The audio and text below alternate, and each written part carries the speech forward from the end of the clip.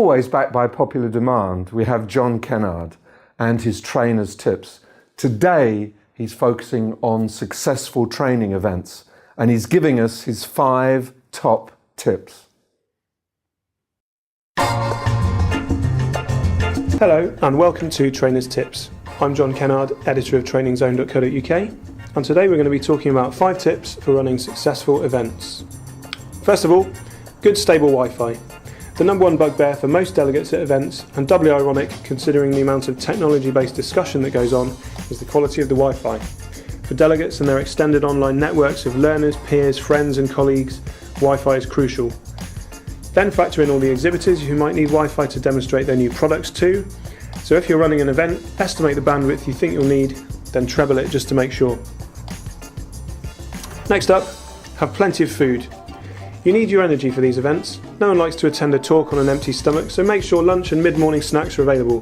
This means you'll definitely be dealing with some post-lunch lethargy, but rather this than an exhibition full of delegates with the hangover.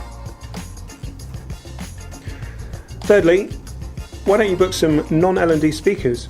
Often the best talks you'll see at events come from surprising sources that aren't from the world of L&D.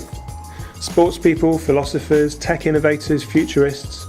It's almost crucial to your programme, in fact, to prove that L&D doesn't exist in its own bubble, that it draws its influence from, and in turn is an influence on, the wider business and the outside world.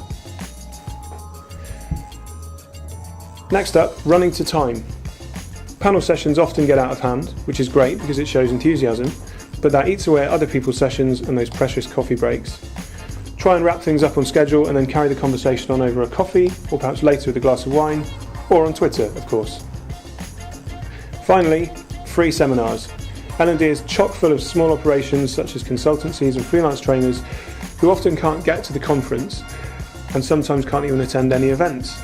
A seminar programme in the exhibition hall gives your event an extra dimension for attendees who may not be able to afford a conference ticket but are still looking for tips and inspiration from industry peers. It puts more people in the space where clients are exhibiting. It might even give smaller businesses the chance to host their own talks for delegates in return for some exposure for their business. I'm Jon Kennard, this was Trainer's Tips, and I'll see you next time.